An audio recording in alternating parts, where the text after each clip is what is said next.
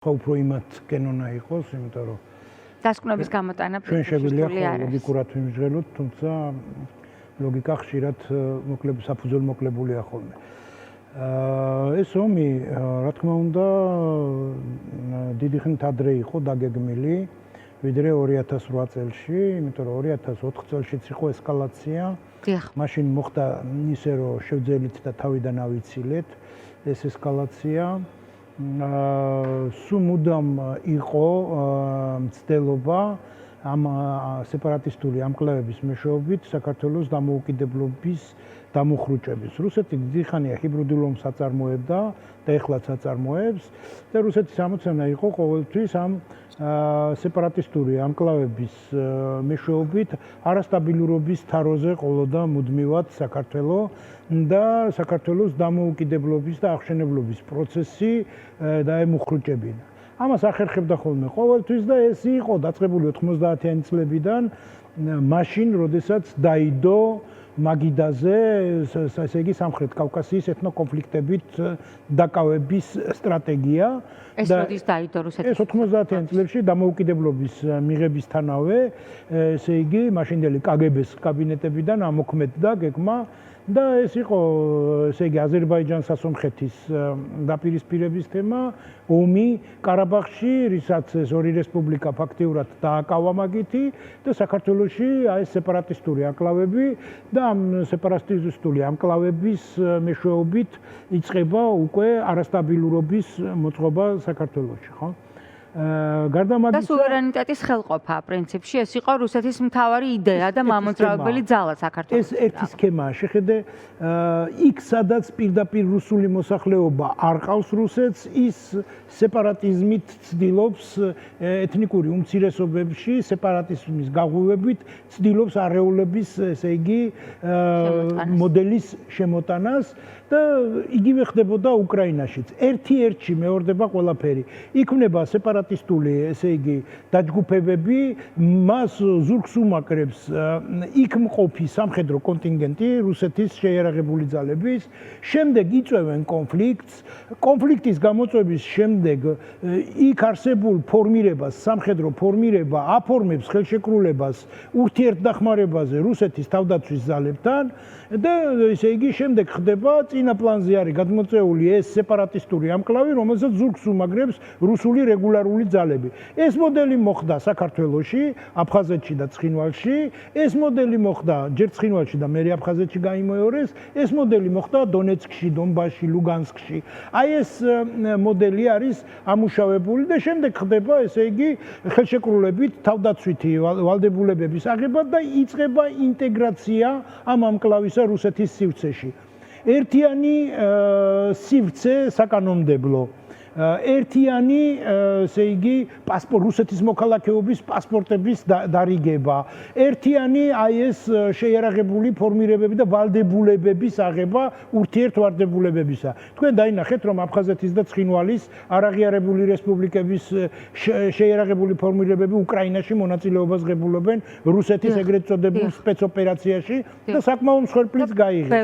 ეს ვალდებულებები აღებული რო აქვთ ერთმანეთში, ის თხოვს ამას და რუსეთი აკეთებს. მეტიც, რუსეთმა პენსიებით მიიბა ეს ხალხი, რუსეთმა ფულადი რესურსით მოქალაქეობით აბსოლუტურად ეს ხდება ფაქტიურად ანექსიაა ეს საბოლოო გაფორმებამდე და საბოლოო ესე იგი შეერთებამდე სეგმენტებად ფაქტიურად ის ნაბიჯ ახორციელებს აი ამ ანექსიას, აი ამ რესპუბლიკებში და მე რჩება ბოლო უკვე აღიარება და მიერთება როგორც უკრაინაში გააკეთა, როდესაც მან თავის კონსტიტუციით უკვე თავის სივრცედ გამოაცხადა ეს სეპარატისტული ამკლავები და იგივე როდესაც უკვე ჩვენ ხედავთ, ხო, დაწყებული აქვს ეგნაბიჯი, ცხინვალის, ესე იგი, მიერთების უკვე დაწყებული არის ამ პროცესს ცხინვალის მიერთების საკითხს არაერთი დიპლომატიური მისია საქართველოში და ჩვენი პარტნიორი მეგობარი ქვეყნები დასავლეთში გამოეხმაურა, მაგრამ დუმს საქართველოს ხელისუფლება ეს იქნება ჩვენი სასაუბრო თემა, ჯერ კიდევ დრო გვაქვს. ბატონო აკია, რა გვასწავლა ამ 18-მა წელმა და რა გვიჩვენა? მიაღწია თუ არა რუსეთმა საწადელს 2008 წლის აგვისტოში თუ არა, 2012 წლის ოქტომბერში, ან თუნდაც ახლა გავწყდით თუ არა ჩვენ შიგნიდან და ეს ბრძოლის წაგება თუ დანებება, ომის საბოლოო წაგება, რას ფიქრობთ, იმიტომ რომ 2008 წლის 7 ოქტომბერს ხო არ დაწყებულა რუსეთ-საქართველოს, 7 აგვისტოს ხომ არ დაწყებულა რუსეთ-საქართველოს კონფლიქტი. ეს ხო მრავალ წელს და მრავალ ათწლეულებს, მრავალ მსხვერპლს მოიცავს. ანუ ჩვენ სადა ვართ ახლა, როგორც სახელმწიფო? 1778 წლიდან არის ეს კონფლიქტი დაწყებული. და ის კონფლიქტი ერთი დღე არ გაჩერებულა, რასაც ქვია საქართველოს სახელმწიფოს მოსპობა და სახელმწიფოებრიობის, ესე იგი, წართმევა. ეს ერთი დიდი პროცესი არის, რომელსაც ქვია ერის მონელება და რუსეთი არის მაგითი დაკავებული, როგორც მახჭობელა-გველი გადაყლაპავს და მსხვერპლწინელებს, აი ესე ცდილობს რამდენიმე საუკუნეა ქართველი ერის მონელებას, მაგრამ არ გამოსდის ეს რუსეთს. იმიტომ რომ ფაქტიურად ჩვენი მთელი აი ამ ხნის განმავლობაში ისტორია არის აჯანყების, შეუპოვარი ბრძოლის და წინააღმდეგობის გაწევის ისტორია. სამწუხაროდ ამ ისტორიასაც გვიშლის რუსეთი და ხანდახან კი არა უფრო ხშირად ამ ისტორიის გადაწერით არის დაკავებული. ესეც ჰიბრიდული ომის ნაწილი არის, რომ ჩვენ ორიენტირები დავკარგოთ საზოგადოებამ და ჩვენი და მტრის, ესე იგი, დანახვის საშუალება წაგვერთვას. ანუ ილუზიაში გვამყოფოს, ანუ შეგვიცვალოს რეალობა. ის არ მცნობი მოყრის მგმობი, როგორც ჩანს, ყოველთვის ვიყავ. ყველა ერთს ემართება ეგა. ილია ჭავჭავაძე. ყველა ერთს ემართება ეხსა, ყველა იმპერია მაგ ალგორითმით შემოდის. არ არის მაგათი მოგონილი ეგ. ირანიც ეგრე შემოდიოდა და სხვა იმპერიებიც მუდმივად ესე შემოდიოდნენ, მაგრამ ეხლა წავაგეთ თუ მოვიგეთ და რა გვასწავლაზეა. გვასწავლა ის, რომ ფაქტიურად ადამიანი არ იცვლება და საზოგადოება საკმაოდ სუსტი ყავს. იმიტომ რომ მეხსიერება გვაქვს მოკლე. იმიტომ რომ ჩვენ არა გვაქვს იდენტური დამოკიდებულება კონკრეტული ფაქტების მიმართ. მოდით აი განვიხილოთ ახლა ერთი პატარა მაგალითი. ერთი ამბავია ატეხილი ბარამიძის განცხადებაზე და მინდა გითხრათ, რომ ეს საზოგადოების ეს რეაქცია არის სწორი. დიახ, პოლიტიკოსი, როდესაც ესეთ დაუფიქრებელ განცხადებას გააკეთებ, საზოგადოების რეაქცია უნდა იყოს. ნახეთ პატნაკია თუ მოჭრილი, რომელიც გაავრცელებს. რომელიც ვრცელდება, რა მნიშვნელობა აქვს, რომელიც ვრცელდება, იცით, ეცამით ხარამეს მიზახი, აბსოლუტურად სხვაგან მიმყავს ლაპარაკი. თუ მაცდით ჯობია. ანუ რეალურად საზოგადოების რეაქცია ეგეთი ეს ხო არ არის ვიღაცა პატარა სტალინი რო გამოვიდა და რო დაგვემუქრა მთელ საქართველოს. პატარა სტალინი ვარო. ეს არის ადამიანი, რომელიც მთელი თავის ცხოვრება დეპუტატი იყო, რომელიც ორი ძალოვანი სამინისტროს მინისტრი იყო, რომელიც ესე იგი სულ ის არის, რა ქვია, პოლიტიკაში არის, გამომგზავრებული პოლიტიკოსი და მან უნდა იცოდეს, რომ ყველა ჩვენი ნათქვამი ესეთი ტრიბუნიდან იქნება გამოყენებული საქართველოს მტრების მიერ თავის სასარგებლოდ და მიუხედავად ამ დროში და პირველ რიგში სახელმწიფო რგოლიდან იქნება გამოყენებული მის წინააღმდეგ. აქედან გამომდინარე მას უფრო მეტი მოეთხოვება, რომ ესეთი განცხადებები არ გააკეთოს. მაგრამ თუნდაც, როდესაც ესეთ მინიშნების მაგვარი განცხადება, ეს სამხედრო დანაშაულის ბრალდებაა ხალხო. ეგეთი რამე რომ იცი რა ტყვეები არ აყავდათ შეგნებულად ესე იგი ქართველებს ეს ძალიან ცუდი ბრალდება. მაგრამ აი მაგიტო გითხარით სრული ვერსია თუ ნახეთ, მანამდე ამ ყველაფერთან ახლავს განმარტება, რასაც მოყვამე ეს წინა. რომ მიდიხარ ეგეთელე, მე რატო აღარ დავდივარ? მე ერთხელ დამპატიჟეს ეგეთ იმაზე იაკო ხოჩიასთან? არა, იაგოსთან არა. სხვა ტელევიზიაში, რომელიც ფაქტიურად პროპაგანდისტური ტელევიზიები არის იმისი, აჭარის ტელევიზიაში და იქ საკმაოდ პროვოკაცია იყო რა. იმიტომ რომ იქ ფაქტიურად ხდებოდა ჯაბასი, კიტოვანის და იმათ ფონზე ესე იგი ჩემი მიწვევა და სამოქალაქო ომის თემის წამოწევა, რომელიც სუსხვაგან იყო. საერთოდ იმ თემასთან ახლო არ იყო და იქ საკმაოდ უხერხულ მდგომარეობაში აღმოჩნდი, როდესაც დავინახე, რომ იქ იმაზე კი არ იყო ლაპარაკი, მე რას ვიტყოდი, იქ მნიშვნელობა აღარ ქონდა უკვე, რას იტყოდი, ხო? როდესაც პოლიტიკოსი მიდიხარ და იცი, რომ ეს შეიძლება იყოს გამოყენებული, ამიტომ ძალიან მოზრმული უნდა იყო ესეთ იმაში, მაგრამ მე სხვა რამეს ვიძახი. საზოგადოების რეაქცია ესეთ განცხადებაზე ესეთი უნდა იყოს. მაგრამ ესეთი უნდა იყოს ყველას მიმართ. თუ სახელმწიფო რგოლი იძახის რომ ომი საქართველოს დაიწყო და ესე იგი ამაზე ესეთი რეაქცია არ აქვს საზოგადოებას როგორც აი ამ ბარანმიძის გამონათქვამზე თუ აფხაზი გამოიყენებს ამას საქართველოს ინტერესების წინააღმდეგ რუსი არ იყენებს ვინდა იწყო ომი საქართველოს ინტერესების წინააღმდეგ ანუ ეს ერთი და იგივე კალიბრის ის არის რა ქვია თემა არის და როდესაც ესე საზოგადოების ერთი პატარა სეგმენტის მიმართ თუ იმის კონკრეტული პოლიტიკური ჯგუფის მიმართ ესეთი დარაზმული რეაქციაა საზოგადოებიდან და მეორე სახელმწიფო რგოლისა ანუ იუპიტერს ყველაფერი ეპატიება და ხარს არა ეს დამოკიდებულება არის არასწორი საზოგადოებისა და ჩვენ ჩიხურ პატურ სიტუაციაში აღმოჩნდებით თუნდაც იგივე ხო რომელიღაც სხვა პარტია რომ დამპყრობელ შენ ოკუპანტ მტერის პრეზიდენტს თქვენო აღმატებულებო წერილით მიმართავ იგივე დამოკიდებულება უნდა კონდეს საზოგადოებას, როდესაც ეს და იგივე დამოკიდებულება უნდა კონდეს პარლამენტში, როდესაც მოყავს მტერი სახელმწიფოს და სვამ პარლამენტის თავმჯდომარის სავარძელში, ხო? მაშინ რაც იყო, ზუსტად ეგ დამოკიდებულება, ეგ არის ნორმალური დამოკიდებულება. ხოლო ის, რომ შენ ვეტერანი იქნები, რა ქვია, ნაომარი იქნები, პოლიტიკოსი იქნები და ვინ იქნები შერჩევით რეაქციები გექნება სახელმწიფო ინტერესებთან, ანუ პარტიკულარული ინტერესები სახელმწიფო ინტერესებზე მაღლა თუ ნორმად იქცა და დადგა, ჩვენ სახელმწიფოს ვერ შევინარჩუნებთ. თავზე დაგვენგრევა ყველაფერი და აი ეს არის გულსატკენი, თორე ისე ხო, ყველა პოლიტიკოს პასუხი უნდა მოსთხოვოს საზოგადოებამ, ყველა ცოტა ორჭოფულ იმაზე, რა ქვია, გამონათქვამზე. ეს უნდა იყოს ნორმალური რეაქცია. საზოგადოების რეაქცია თუ ის არ იქნა წახალისებული ამა თუ იმ პოლიტიკური ძალის მიერ, აი ეს არის ახლა ჩემი კითხვა. ჩვენ ვხედავთ ქართული ოცნების მიერ ფორსირებულ პროცესებს, იქნება ეს ლიდერების საქმე სასამართლოში, იქნება ეს თავდასხმები ამა თუ იმ პოლიტიკოსზე, იუმორისტზე, პოეტზე, მწერალზე,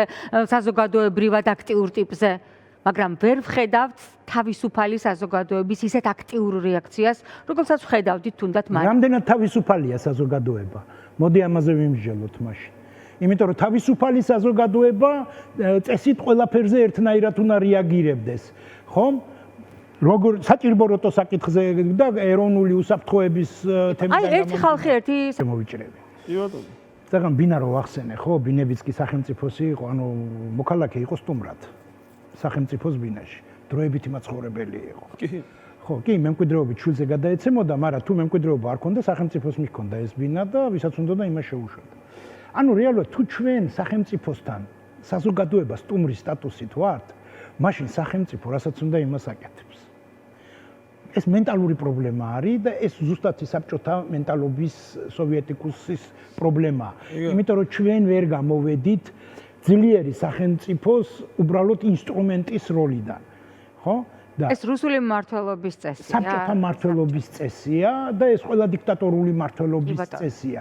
და ახლა შეხედეთ ძლიერი საზოგადოება აყალიბებს ძლიერ სახელმწიფოს, მაგრამ თუ სახელმწიფო საზოგადოების ჩაგვრაზე დგას და ჩვენ ზუსტად ეგ მოდელი გვაქვს. საზოგადოების ჩაგვრაზე ვდგევართ, იმიტომ რომ იცით რა, თავისუფალი საზოგადოების პირველი მიმანიშნებელი ის რა ქვია, არის კრიტერიუმი, არის თავისუფალი სასამართლო. თუ ქვეყანაში არ არის თავისუფალი სასამართლო, ალბათ თავისუფალი მედიაც. ეს უკვე თავისუფალი სასამართლო უკვე განსაზღვრავს მაგას ყველაფერს, იმიტომ რომ როდესაც შენი უფლება შეიზღუდება და ამას სასამართლო გადაწყვეტავს ყოველგვარი პარტიული მინიშნებების და ესე იგი კერძო ვიღაცის ერთგულების გარეშე, ანუ კანონით, როგორც არის, ხო? აი ეს ყველაფერი, რა თქმა უნდა, იქნება უკვე თავისუფალი. ჩვენ ვხედავთ, რომ დღეს მსოფლიოს ახალი წესრიგის ჩამოყალიბების პირობებში ისეთი ესე იგი დემოკრატიული სახელმწიფოებშიც კი რაღაცები კითხვის ნიშნის ქვეშ რო დგება, მხოლოდ დამოუკიდებელი სასამართლო აბრუნებს უკან აი ამას. 2008 წლის ომის თემას და აი გაკვეთილები 2008 წლის ომმა გვასწავლა ის, რომ რაც ვერ მიაღწია რუსმა ტანკით 2008 წელში.